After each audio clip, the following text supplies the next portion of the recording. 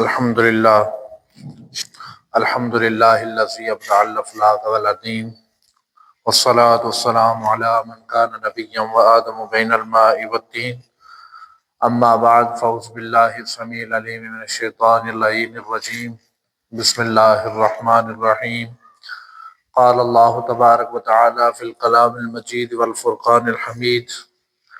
یا ایہا الذین آمنوا انفقوا مما رزقناکم وقال اللہ تبارک وتعالی فی مقام آخر یا ایہا الذین آمنوا انفقوا من طیبات ما کسبتم ومما اخرجنا لکم من الارض صدق اللہ العظیم وبلغنا رسولہ النبی الکریم ونحن علی ذلک لمن الشاہدین والشاکرین والحمد للہ رب العالمین ان اللہ وملائکتہ یصلون علی النبی یا ایہا الذین آمنوا صلوا علیہ وسلموا تسلیما الصلاۃ والسلام علیک یا سیدی یا رسول اللہ وعلی آلک واصحابک یا سیدی یا حبیب اللہ۔ اللہ رب العزت کی حمد و ثنا اور اس کے پیارے حبیب حضرت محمد مصطفیٰ صلی اللہ علیہ وآلہ وسلم پر ہدیہ درود و اسلام پیش کرنے کے بعد میرے نہایت واجب الاحترام قابل تحسین معزز و محتشم برادران اسلام، برادران طریقت، برادران شریعت، السلام علیکم ورحمۃ اللہ وبرکاتہ۔ برادران اسلام، آج جس موضوع کے اوپر ہم گفتگو کرنے جا رہے ہیں وہ ہے انفاق فی سبیل اللہ، یعنی اللہ تعالیٰ کی راہ میں مال خرچ کرنا، زکوٰۃ دینا، فطرانہ دینا، عشر نکالنا اور صدقہ دینا۔ اس کے اوپر ہم بات کریں گے۔ اللہ تبارک و تعالیٰ کی بارگاہ میں دعا ہے کہ اللہ کریم ہمیں حق سچ بیان کر کے اس پہ عمل پیرا ہونے کی توفیق عطا فرمائے۔ برادران اسلام، میں نے قرآن مقدس کی ایک آیہ کریمہ پڑھنے کی سعادت حاصل کی ہے جس میں اللہ تبارک و تعالیٰ فرماتا ہے یا ایہا الذین آمنوا، اے ایمان والو، انفقوا مما رزقناکم، اے ایمان والو خرچ کرو اس میں سے جو تمہیں رزق دیا گیا ہے۔ اور ایک اور جگہ ارشاد فرمایا یا ایھا الذین آمنوا انفقوا من طیبات ما کسبتم ومما اخرجنا لکم من الارض، کہ اے ایمان والو اللہ کی راہ میں خرچ کرو من طیبات، پاک رزق میں سے، ما کسبتم جو تم کماتے ہو، ومما اخرجنا لکم من الارض اور جو تمہارے لیے اللہ تبارک و تعالیٰ زمین سے نکالتا ہے اس میں سے اللہ کی راہ میں خرچ کرو۔ برادران اسلام، حضور نبی کریم صلی اللہ علیہ وآلہ وسلم کا ارشاد گرامی ہے، حضرت ابو امامہ رضی اللہ تعالیٰ عنہ اس کے راوی ہیں، وہ فرماتے ہیں کہ ہم رسول اکرم صلی اللہ علیہ وآلہ وسلم کے پاس بیٹھے تھے۔ میرے آقا صلی اللہ علیہ وآلہ وسلم ارشاد فرما رہے تھے کہ اے ابن آدم، اگر تیرے پاس جتنا مال ہے اس میں سے ضرورت کا اپنے پاس رکھ کر تو اللہ کی راہ میں باقی خرچ کرے گا تو وہ تیرے لیے بہت اچھا ہے۔ اور فرمایا کہ اگر تو اسے روک کے رکھے گا، اپنے پاس ذخیرہ کرے گا،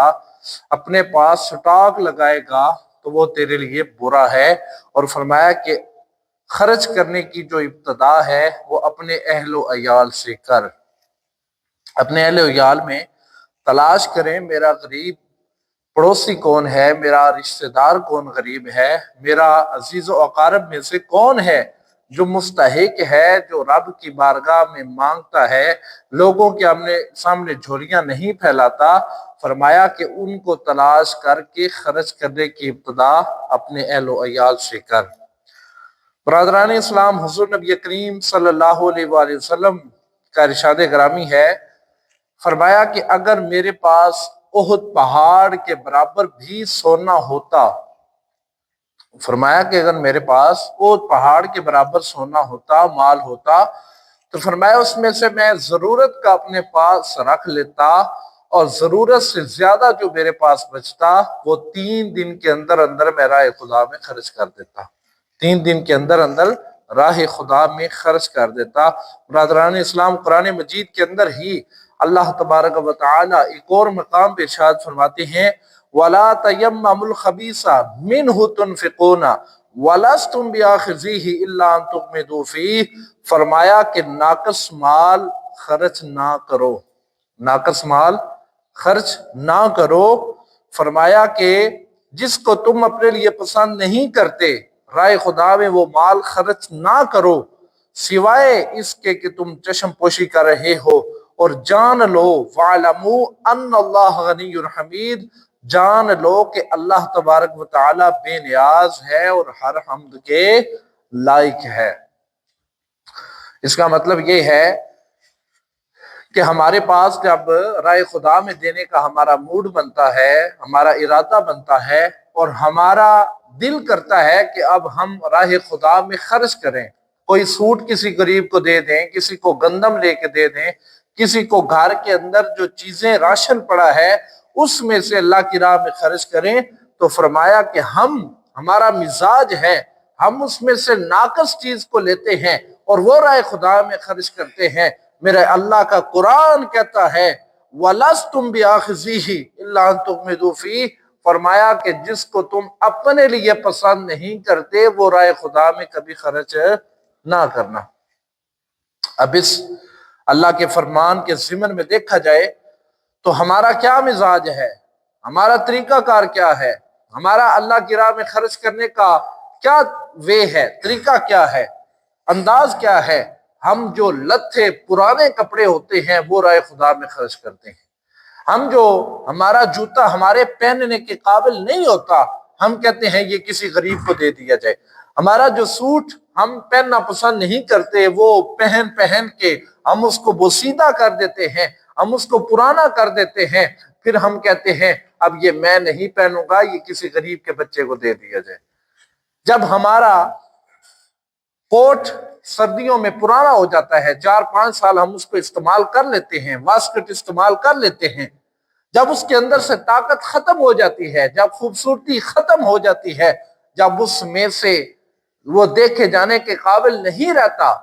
तो फिर हमारी माएं, हमारे वालिदैन, हमारे भाई बहन और हम खुद क्या कहते हैं कि अब ये मेरे पहनने के या मेरे बच्चे के पहनने के काबिल नहीं है, ये फलां औरत को दे दिया जाए, वो अपने बच्चों को पहना लें। जबकि रब का कुरान क्या कहता है, वला तयम्ममुल खबीसा मिन्हु तुनफिकून वलस्तुम बिआखिज़ीहि इल्ला अन तुग़मिदू फ़ीह, फरमाया कि नाकस माल अल्लाह की राह में खर्च ना करो। कौन सा नाकस माल? फरमाया जिसको तुम अपने लिए पहनना पसंद नहीं करते, सिवाय इसके कि तुम चश्म पोशी करो। यानी अल्लाह ताला से, लोगों से तो जान बचा के, आंख चुरा के तुम लोगों को दे सकते हो कि किसी को क्या पता चलेगा ये मेरा पहना हुआ है, किसी को क्या पता चलेगा ये मेरा शूज पहना हुआ है, इस्तेमाल शुदा है। अल्लाह फरमाता है लोगों को तो नहीं पता, लेकिन रब को तो पता है। रब को तो इल्म है कि तुम कौन सा माल मेरी राह में खर्च कर रहे हो, कौन सा माल दे रहे हो। अल्लाह तबारक व तआला खुद इरशाद फरमाता है कि क़यामत वाले दिन हदीस कुदसी है, मेरे आका ने फरमाया कि अल्लाह तबारक व तआला बंदे मोमिन से कहेगा, ऐ मेरे बंदे, मैंने तुमसे पानी मांगा था, तुमने पानी नहीं दिया था। मैं प्यासा था, तुमने मुझे पानी नहीं पिलाया। मैं भूखा था, तुमने मुझे खाना नहीं खिलाया। मैं बेलिबास था, तुमने मुझे लिबास नहीं दिया। तो बंदा अर्ज करेगा, या अल्लाह तू तो मालिक कायनात है, तू तो बेनियाज है, तू तो परवरदिगार है, तू तो दोनों जहानों को अता फरमाने वाला है, या अल्लाह तुझे इस चीज की क्या जरूरत पड़ गई थी। तो अल्लाह तबारक व तआला फरमाएगा कि याद कर, तेरा जो पड़ोसी है वो भूखा मर रहा था। फरमाएगा कि उस पड़ोसी के अंदर खुदा की खुदाई मौजूद थी। याद कर, तेरा फलां रिश्तेदार जो है उसके पास पहनने के लिए कपड़ा नहीं था, वो गरीब था, नादार था, कमजोर था। तुम्हें पता भी था कि वो कमजोर है, नादार है, उसके पास पैसा नहीं है कि वो लिबास खरीद सके। अगर तू उसको दे देता लिबास तो तू गोया अपने रब को देता। अगर तुमने उसको नहीं दिया तो गोया तुमने रब को नहीं दिया। तो बरादरान इस्लाम, ये वो बातें हैं कि खुदा की खुदाई मखलूक के अंदर बसा करती है। जब हम किसी इंसान का दिल खुश करते हैं, जब हम किसी इंसान की जरूरत पूरी करते हैं, जब हम किसी इंसान की हाजत पूरी करते हैं, تو اللہ فرماتا ہے جو انسان کسی انسان کی حاجت کو پورا کرتا ہے وہ گویا اپنے رب کی حاجت کو پورا کرتا ہے، اور جو انسان جب تک اپنے بھائی کے ساتھ تعاون کرنے میں مصروف رہتا ہے اللہ تبارک و تعالیٰ کی رحمت اس کے اوپر سایہ کر کے رکھتی ہے۔ ایک حدیث پاک میں آتا ہے کہ بندہ مومن اپنے مسلمان بھائی کو دیکھتا ہے کہ وہ بے لباس ہے، وہ بھوکا ہے، وہ پیاسا ہے، اس کے پاس گھر نہیں ہے، اس کے پاس پیسہ نہیں ہے، تو بندہ اس کی مدد کے لیے اٹھتا ہے، قدم بڑھاتا ہے، دکان پہ جاتا ہے، وہاں سے جا کے راشن سودا یا لباس خریدتا ہے یا جوتا خریدتا ہے یا پانی خریدتا ہے، جب تک وہ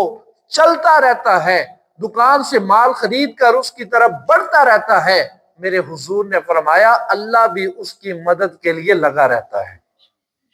اللہ بھی اس کی مدد کے لیے، اس کے تعاون کے لیے، اس کی ہیلپ کے لیے اور اس کے اوپر کرم کرنے کے لیے اللہ تبارک و تعالیٰ بھی جو ہے وہ مصروف رہتا ہے۔ لیکن برادران اسلام مسئلہ یہ ہے کہ ہم اپنے لیے تو پسند اچھا کرتے ہیں،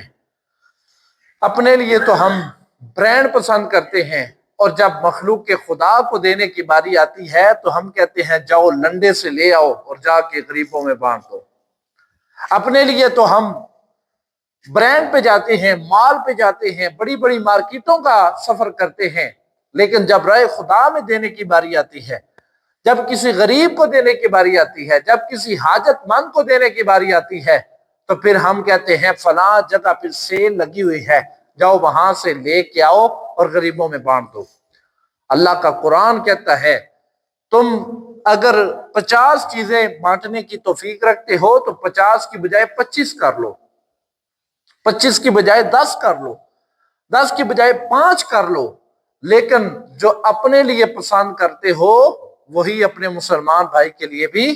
پسند کرو، یا کم از کم اتنی شریعت نے ہمیں رخصت ضرور دی ہے کہ کم از کم وہ چیز جو تم رائے خدا میں دے رہے ہو، وہ جو لباس دے رہے ہو، وہ جو کھانا دے رہے ہو، وہ جو گھر دے رہے ہو، وہ اس قابل ضرور ہونا چاہیے کہ اگلا بندہ جب اس کو استعمال کرے تو اس کا دل خوش ہو جائے، کم از کم وہ دیکھنے میں اس قابل ضرور ہونی چاہیے۔ آگے ایک اور مقام پہ میرا رب فرماتا ہے وَأَنفِقُوا فِي سَبِيلِ اللَّهِ وَلَا تُلْقُوا بِأَيْدِيكُمْ إِلَى التَّهْلُكَةِ وَأَحْسِنُوا إِنَّ اللَّهَ يُحِبُّ الْمُحْسِنِينَ۔ اللہ یہاں بھی دیکھیں وَأَنفِقُوا،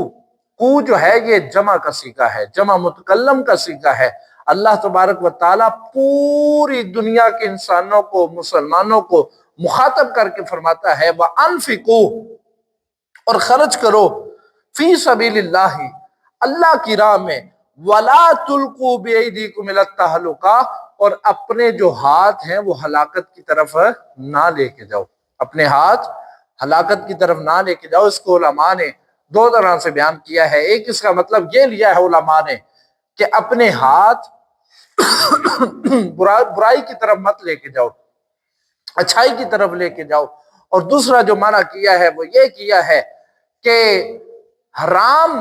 کے اوپر اپنا پیسہ کبھی بھی مت لگاؤ، حرام کاموں کے اوپر اپنا پیسہ مت لگاؤ۔ آج یہاں ہماری جب شادیاں ہوتی ہیں تو ویلوں کی ویلوں، دتیاں کی دتیاں اور بڑے کورے کرارے نوٹ جو ہیں وہ اوپر پھینکے جاتے ہیں، اور کچھ وہ نوٹ گلیوں میں رل رہے ہوتے ہیں، کچھ وہ نالیوں میں جا رہے ہوتے ہیں، کچھ لوگوں کے ہاتھوں چڑھ جاتے ہیں اور وہ پھاڑ دیتے ہیں، اور پھر اس کے اندر کیا ہوتا ہے؟ ایک تو رب کے رزق کی توہین ہوتی ہے یا نہیں ہوتی؟ ایمانداری سے بتائیں، ہوتی ہے یا نہیں ہوتی؟ رب کے رزق کی توہین ہوتی ہے، اور دوسرا کیا ہوتا ہے؟ جس غریب کو نہیں ملتا اس کا دل دکھتا ہے۔ جن کے ہتھے وہ نوٹ لگ جاتے ہیں وہ تو خوش ہو جاتے ہیں، لیکن جن کے ہاتھ وہ نوٹ نہیں لگتے ان کا دل دکھتا ہے، اور وہ دل سے بد دعائیں نکالتے ہیں کہ کاش یہ اگر ہمارے ہاتھ میں دے دیتا تو ہم بھی شام کو اچھا کھانا کھا لیتے، اگر ہمارے ہاتھ میں دے کے ہماری مدد کر دیتے ہم شام کو اچھا کھانا کھا لیتے۔ لیکن ان بھیجنے والے اور ان پھینکنے والے نادانوں کو اس بات کا علم نہیں ہے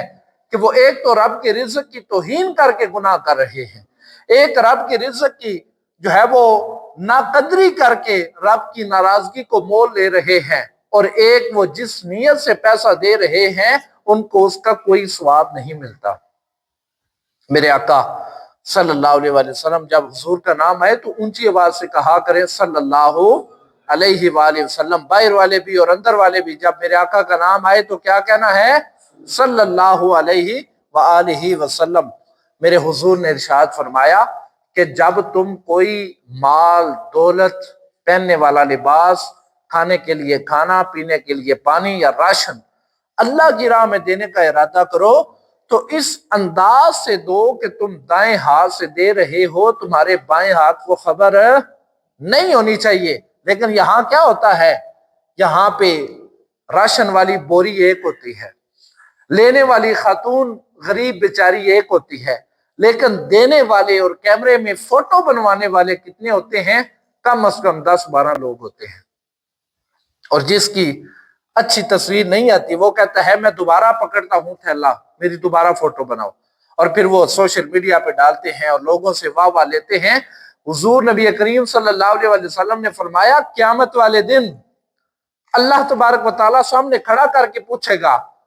بتا بھائی قرآن کس لیے سیکھا تھا،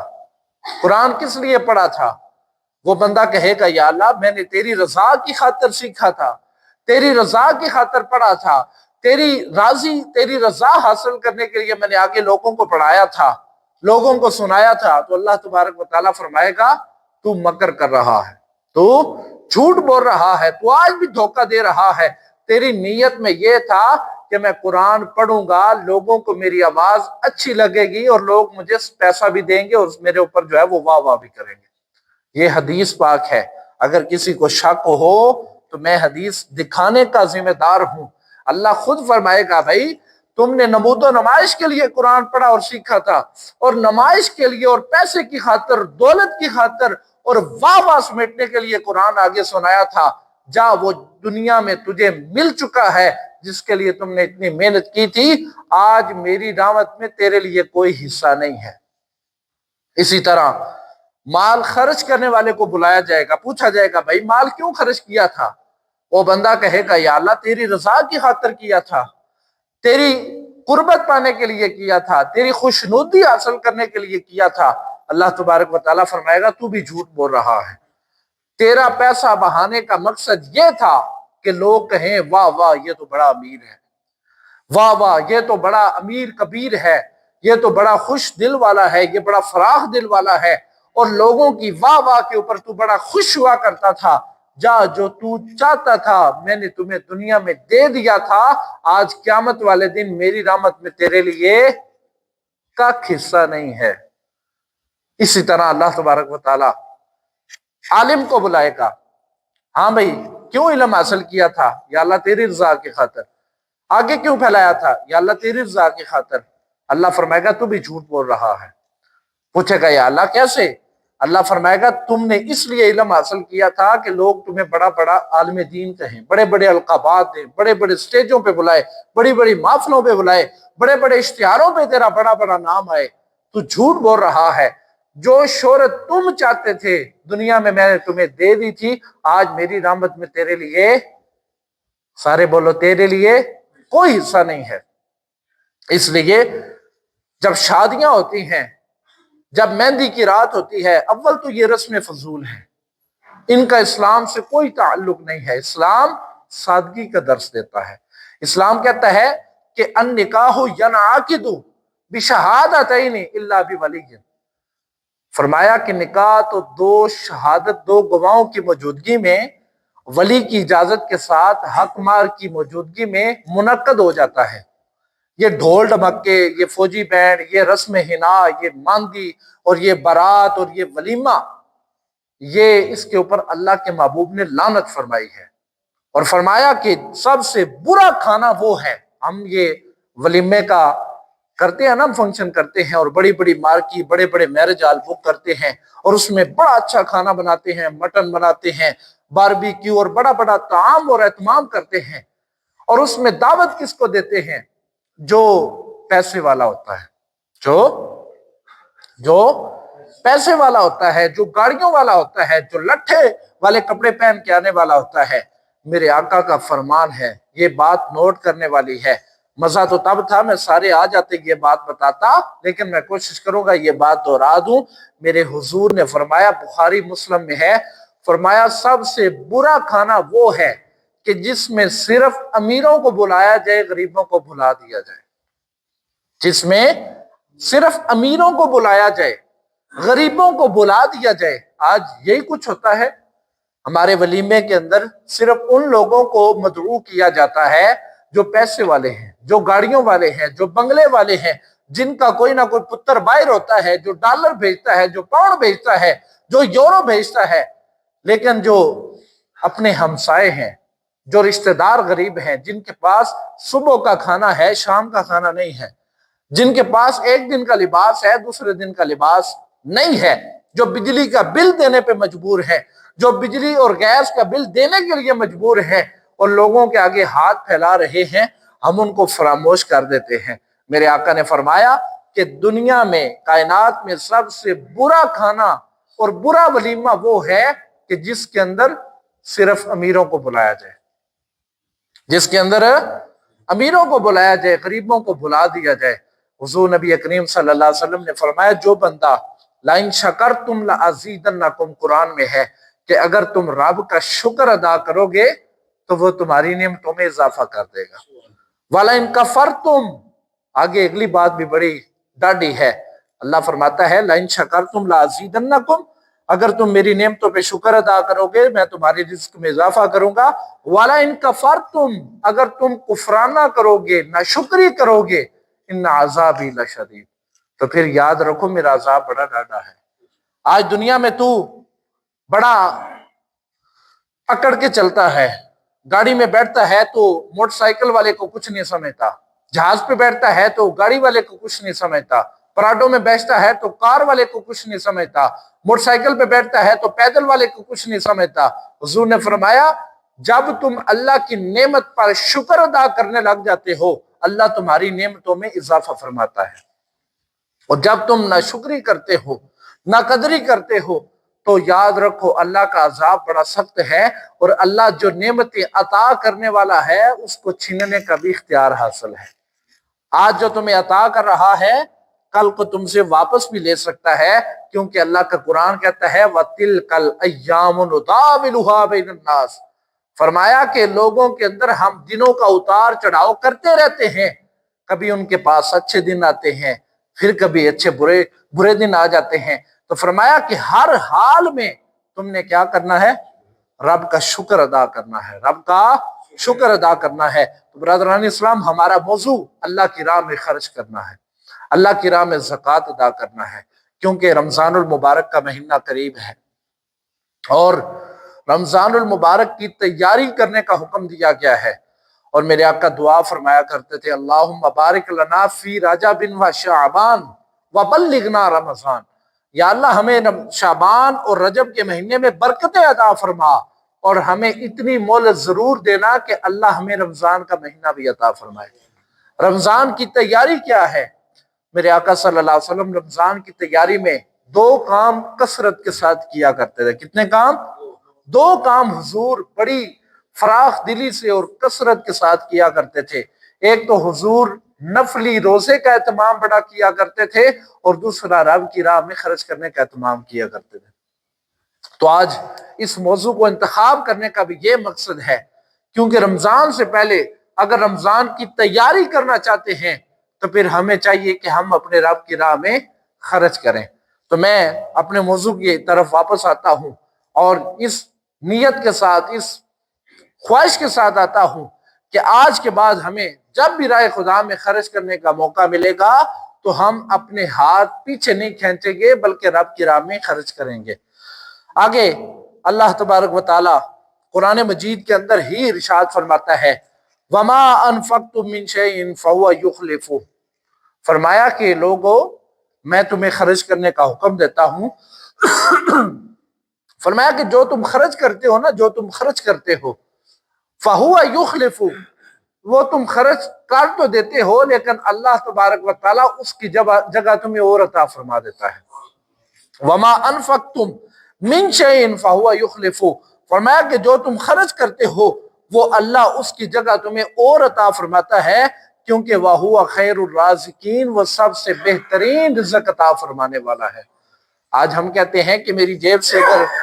50 روپیہ نکل گیا تو میں تو بڑا گھاٹے میں چلا جاؤں گا، میں تو بڑا نقصان میں چلا جاؤں گا، میری جیب سے 50 روپیہ کم ہو جائے گا۔ اللہ کا قرآن کہتا ہے وَمَا أَنفَقْتُم مِّن شَيْءٍ فَهُوَ يُخْلِفُهُ، کہ جو تم میری راہ میں خرچ کرتے ہو، تم خرچ کر دیتے ہو، میں اس کی جگہ تمہیں اور عطا فرما دیتا ہوں۔ اور میرے آقا صلی اللہ علیہ وسلم ایک دفعہ صحابہ کرام کے پاس بیٹھے تھے، اور میرے آقا نے فرمایا میرے صحابہ یہ تو بتاؤ کہ ایک تالاب ہو اور تالاب کے اندر پانی ہو، روزانہ شام کو وہ پانی نکال کے اس کے اندر نیا پانی بھر دیا جائے، صاف اور تازہ پانی بھر دیا جائے، تو مجھے بتاؤ اس تالاب میں کوئی میل کچیل باقی رہے گی؟ صحابہ نے عرض کی یا رسول اللہ یہ کیسے ہو سکتا ہے؟ ایک تالاب روزانہ خالی ہو، روزانہ بھرا جائے، روزانہ خالی ہو، روزانہ بھرا جائے، اس کے اندر میل کچیل کا تصور باقی نہیں رہتا۔ میرے آقا نے فرمایا بالکل اسی طرح جب بندہ اپنی جیب میں سے اللہ کی راہ میں خرچ کرتا رہتا ہے، اللہ تبارک و تعالیٰ اس تالاب کی طرح اس کا جسم گناہوں سے دھوتا رہتا ہے۔ سبحان اللہ تو بنتی ہے، سبحان اللہ تو اس کے اوپر بنتی تھی۔ میرے آقا نے فرمایا کہ جس طرح وہ تالاب خالی کر کے دوبارہ بھرنے سے اللہ اس کی میل دور فرما دیتا ہے، اسی طرح جو بندہ راہ خدا میں خرچ کرتا ہے اللہ اس کا جسم گناہوں سے دھوتا رہتا ہے۔ تو برادران اسلام ایک اور مقام پہ فرمایا قرآن مجید کے اندر کتنے پارے ہیں؟ سارے بولیں کتنے پارے ہیں؟ 30 میں سے جتنے سپارے بھی ہیں قرآن مجید کے اندر، ہر سپارے کے اندر اللہ تعالیٰ نے نماز کے ساتھ زکوٰۃ کا حکم دیا ہے۔ اس طرح ہے یا نہیں ہے؟ وَأَقِیمُوا الصَّلَاةَ وَآتُوا الزَّکَاةَ وَارْکَعُوا مَعَ الرَّاکعِینَ، کہ ایمان والو نماز قائم کرو، نماز پڑھو نہیں، نماز قائم کرو، وَآتُوا الزَّکَاةَ اور زکوٰۃ ادا کرو، وَارْکَعُوا مَعَ الرَّاکعِینَ اور رکوع کرنے والوں کے ساتھ رکوع کرو۔ اب قرآن مجید کے اندر چوتھا پارہ ہے، چوتھا پارہ جہاں سے شروع ہوتا ہے نا، وہاں پہ اللہ تعالیٰ نے فرمایا کہ لن تنالوا البر حتی تنفقوا مما تحبون، کہ اے ایمان والو تمہاری نیکی میں تب تک قبول نہیں کرتا جب تک تم وہ چیز نہ رائے خدا میں خرچ کر دو جو تمہیں سب سے زیادہ پیاری ہو۔ اب یہ جب اللہ کا فرمان اترا نا اور حضور نے صحابہ کو پڑھ کے سنایا تو پاس حضرت ابو طلحہ پاس بیٹھے تھے،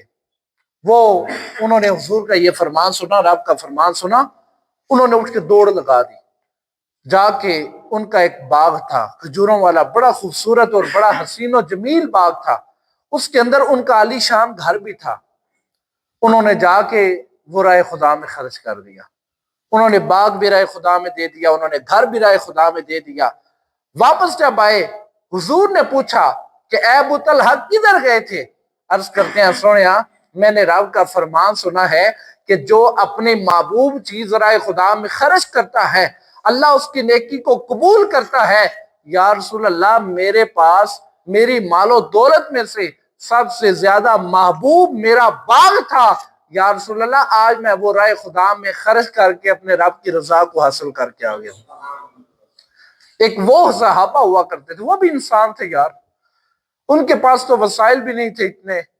ان کے پاس تو اتنی دولت بھی نہیں ہوا کرتی تھی، ان کے پاس تو فقر کی دولت ہوتی تھی، ان کے پاس اگر دولت ہوتی تھی تو رب کی رضا کی دولت ہوتی تھی، ان کے پاس اگر دولت ہوتی تھی تو محبوب کی خوشی کی دولت ہوا کرتی تھی۔ اس کے باوجود جب رب کا فرمان آ گیا انہوں نے اپنا باغ بھی دے دیا، انہوں نے اپنا گھر بھی رائے خدا میں دے دیا، اور واپسی پہ لوگوں کو اونچی اونچی آواز سے بتا رہے ہیں کہ لوگوں میں نے رائے خدا میں دے دیا ہے۔ کسی نے پوچھا اگر دے ہی دیا ہے تو پھر اس کے اوپر چلا کیوں رہے ہیں، اس کے اوپر جتا کیوں رہے ہیں؟ تو بتاتے ہیں جتانے کا مقصد یہ ہے کہ لوگ اب وہ باغ میرا کر کے استعمال نہ کریں بلکہ وہ اپنے رب کا کر کے استعمال کریں۔ یہ صحابہ کرام کا جذبہ ہوا کرتا تھا، اور حضور نبی کریم صلی اللہ علیہ وسلم نے فرمایا کہ قیامت والے دن پل صراط کیا ہے؟ انتہائی باریک، بال سے بھی باریک رستہ ہے، تلوار سے بھی تیز رستہ ہے جس کو عبور کر کے ہم نے جنت میں جانا ہے، اور اس میں وہی عبور کر سکے گا جس کے اوپر رب بھی راضی ہوگا، رب کا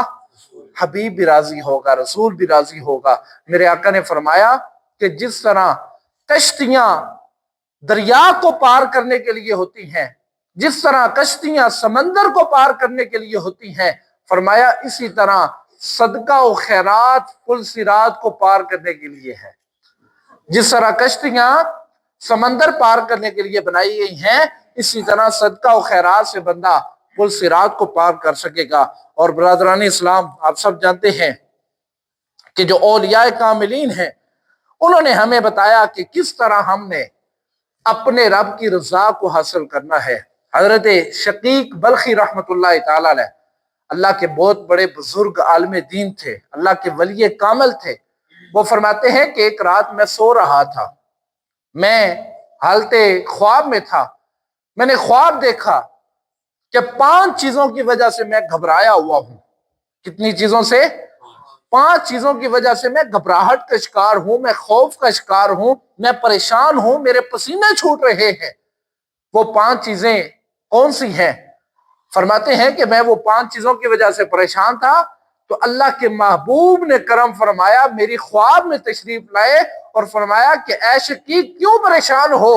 ان 5 کاموں کے بدلے اگر تم نے 5 کام کر لیے تو اللہ تمہاری ساری پریشانیاں دور فرما دے گا۔ وہ 5 پریشانیاں کون سی ہیں؟ فرمایا کہ میں نے خواب میں بیان کیا کہ میں روزی کی وجہ سے پریشان ہوں، تو میرے آقا نے فرمایا چاشت کی نماز پڑھا کرو۔ نماز فجر کے بعد طلوع آفتاب کے وقت چاشت کی نماز کے 2 جو ہے وہ رکعت ہوتی ہیں، فرمایا وہ پڑھا کرو، اللہ تمہاری روزی میں برکتیں عطا فرما دے گا۔ آگے فرماتے ہیں کہ میں نے عرض کی یا رسول اللہ، میں قبر کے اندر جو اندھیرا ہوگا، قبر کی جو تاریکی ہوگی، میں اس وجہ سے پریشان ہوں۔ تو میرے آقا نے فرمایا شقیق تہجد پڑھا کر، اللہ تیری قبر میں روشنی عطا فرما دے۔ اور تہجد کے نفل ضرور 12 ہیں، لیکن آپ 2 بھی پڑھیں گے اللہ آپ کو اس کا بھی اجر عطا فرمائے گا۔ ضروری نہیں ہے کہ آپ 12 پورے پڑھیں، اگر پڑھ لیں تو بڑی بات ہے، لیکن 2 نفل بھی اگر آپ پڑھیں گے تو اللہ آپ کو اس کا بھی اجر عطا فرما دے گا۔ پہلی چیز روزی میں برکت کے لیے طلوع آفتاب کے وقت چاشت کی نماز ہے۔ دوسری چیز قبر میں تاریکی کی وجہ سے انہوں نے عرض کیا تھا تو اللہ کے محبوب نے فرمایا تھا تہجد پڑھا کرو، اللہ تمہاری قبر میں روشنی عطا فرما دے گا۔ تیسرا وہ کہتے ہیں کہ میں منکر نکیر کے سوالات کی وجہ سے پریشان تھا کہ ہم مریں گے، مرنے کے بعد منکر نکیر آئیں گے، وہ سوالات کریں گے من ربک ما دینک ما کنت تقول فی حق ھذا الرجل۔ فرماتے ہیں میں ان سوالات کی وجہ سے پریشان تھا، تو میرے آقا نے فرمایا پریشان ہونے دی لوڑ نہیں ہے، تم قرآن کی تلاوت کیا کرو، اللہ تمہارے سوالات میں آسانی فرما دے گا۔ قرآن کی تلاوت کرنا کتنا بڑا عمل ہے، بے شک آپ روزانہ کا 1 رکوع پڑھ لیا کریں، آدھا رکوع پڑھ لیا کریں، 3 آیات پڑھ لیا کریں، اللہ آپ کو اس کی برکت سے منکر نکیر کے سوالات میں آسانی فرمائے گا۔ آگے فرماتے ہیں کہ میں اس بات سے بھی خوف زدہ ہوں کہ کل قیامت والے دن جب سورج سوا نیزے کے اوپر ہوگا، جب گرمی کا یہ عالم ہوگا کہ پیپ کا پانی پینے سے بھی انسان کی پیاس نہیں بجھے گی، جب نیچے والا ہونٹ پاؤں کو چھو رہا ہوگا، اوپر والا ہونٹ سر سے اوپر تجاوز کر رہا ہوگا، تو میں نے عرض کی یا رسول اللہ میں عرش کے سائے کا متلاشی بھی ہوں، طالب بھی ہوں۔ تو میرے آقا نے فرمایا پھر یہ کیا کرو کہ اپنی خلوت جو ہے، اپنی تنہائی جو ہے اس کو پاک کر لینا۔ جو بندہ اپنی تنہائی کو پاک کر لیتا ہے اللہ قیامت والے دن اسے عرش کا سایہ عطا فرمائے گا، اللہ قیامت والے دن اس کو ٹھنڈی ہوا عطا فرمائے گا، ٹھنڈا پانی عطا فرمائے گا۔ اور 5ویں جو چیز ہے وہ کہتے ہیں کہ یا رسول اللہ میں پل صراط کی وجہ سے پریشان ہوں کہ پل صراط سے بھی گزرنا ہے، وہ بال سے زیادہ باریک ہوگا، تلوار سے زیادہ تیز ہوگا۔ یا رسول اللہ اگر ہمارے عمل اس قابل نہ ہوئے کہ ہم وہاں سے نہ گزر سکے، تو میرے آقا نے فرمایا صدقہ و خیرات کی کثرت کرنا، اللہ صدقہ و خیرات کی کثرت کی وجہ سے لوگوں کو صراط مستقیم پہ کامیابی عطا فرمائے گا۔ لوگوں، دین کتنا سوکھا ہے، دین کتنا آسان ہے، دین کتنا سہل ہے۔ اگر ہم اس کو اپنے اوپر اپلائی کریں تو اس کے اندر برکتیں بھی ہیں، روزی بھی ہے، روٹی بھی ہے، اور اللہ عزتیں بھی عطا فرماتا ہے۔ تو انشاءاللہ تعالی ہم سب نے کوشش کرنی ہے کہ اپنے آقا کی سنت پہ عمل کرنا ہے، کیونکہ رمضان سے پہلے میرے آقا روزے بھی رکھا کرتے تھے اور اللہ کی راہ میں خرچ بھی کیا کرتے تھے۔ آگے رمضان کا مہینہ آ رہا ہے انشاءاللہ تعالی، ویسے امید ہے کہ ایک جمعہ جو ہے وہ ہمیں رمضان سے ایک آدھ دن پہلے مل جائے گا، اس کے اوپر ہم استقبال رمضان کر لیں گے، کیونکہ میرے آقا نے فرمایا جو بندہ رمضان کا استقبال کرتا ہے کل قیامت والے دن وہ رمضان اللہ کی بارگاہ میں عرض کرے گا، یا اللہ اس نے میرا استقبال کیا تھا، آج میری وجہ سے اس کے گناہ معاف فرما کے اس کو جنت عطا فرما۔ لیکن اگر جمعہ نہیں بھی آتا تو پھر بھی ہم نے استقبال رمضان المبارک کا کرنا ہے۔ انشاءاللہ تعالی اگلا جو جمعہ ہوگا اللہ کے فضل و کرم سے وہ رمضان المبارک کے استقبال، رمضان المبارک کی برکتوں اور رمضان المبارک کی رحمتوں کے اوپر پڑھایا جائے گا، کیونکہ اللہ کے محبوب نے فرمایا رمضان کے مہینے میں فرض کا ثواب 70 فرائض کے برابر کر دیا جاتا ہے، نفل کا ثواب فرض کے برابر کر دیا جاتا ہے، اور فرمایا کہ اس مہینے کے اندر اللہ تعالی ہر رات کو آسمان دنیا پہ آتا ہے اور آ کے فرماتا ہے کوئی رزق طلب کرنے والا، ہے کوئی روزی مانگنے والا، ہے کوئی اولاد مانگنے والا، کہ میں رمضان کے صدقے اس کی خالی جھولی کو رحمتوں سے بھر دوں۔ تو انشاءاللہ تعالی اگلا جو جمعہ المبارک ہے وہ استقبال رمضان کے اوپر پڑھایا جائے گا۔ اللہ تعالیٰ کی بارگاہ میں دعا ہے، کیونکہ محبوب خدا صلی اللہ علیہ وسلم کی ایک دعا ہوا کرتی تھی، میں نے پہلے بھی بتایا، اللہم بارک لنا فی رجب و شعبان وبلغنا رمضان، کہ یا اللہ ہمیں رجب اور شعبان کے مہینے کی برکتیں بھی عطا فرما اور ہمیں رمضان کا مہینہ بھی عطا فرما۔ اللہ تعالیٰ کی بارگاہ میں دعا ہے کہ اللہ کریم ہمیں رائے خدا میں خرچ کرنے کی توفیق بھی عطا فرمائے، اور اللہ تبارک و تعالی ہمیں رمضان المبارک کا استقبال کر کے اس کی رحمتیں سمیٹنے کی توفیق عطا فرمائے۔ وما علیہ الا البلاغ المبین، سنت ادا فرما۔